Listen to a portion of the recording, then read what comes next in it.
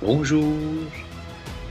Certaines personnes me demandent ou pensent que j'ai perdu la tête en faisant autant de clips vidéo. Ne vous méprenez pas. Je ne suis pas un fanatique de la religion. J'ai les 2 pieds sur terre. J'ai étudié 9 ans à l'université et depuis que j'ai pris ma retraite de l'enseignement, j'ai décidé de faire des clips vidéo plutôt que d'écrire un livre. Nous sommes dans une génération où moins de gens lisent. Aujourd'hui, nous avons besoin de voir pour croire ou tenter de comprendre.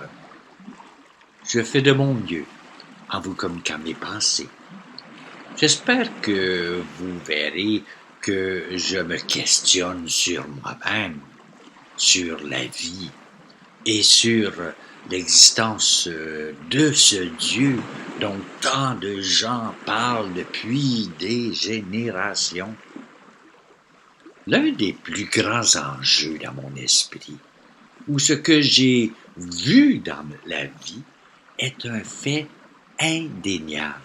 Généralement, ceux qui ont le plus souffert sont les mieux et même de réconforter les autres qui souffrent.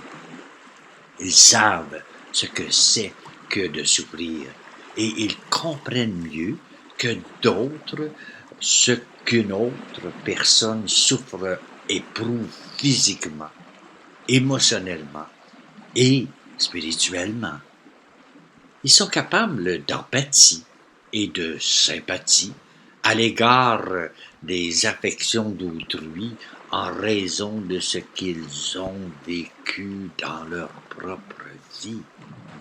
Nos souffrances peuvent être rudes et difficiles à supporter, mais elles nous enseignent des leçons qui, à leur tour, nous équipent et nous permettent d'aider les autres.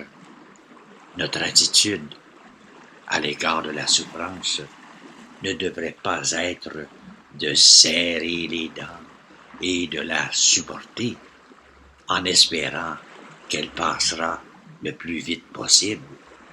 Notre objectif devait être plutôt d'apprendre tout ce que nous pouvons de ce que nous sommes appelés à endurer, afin que nous puissions, à notre tour, nous réconforter et nous édifier les uns les autres. Avez-vous remarqué, dans cette réflexion, que la vie n'est pas créée pour moi seul? Si vous êtes chrétien, votre vie devait être centrée sur les autres et s'assurer que tout va bien pour chacun. Écoutez, aider les autres devait être aussi naturel que de respirer de l'air. Je vous souhaite une belle journée.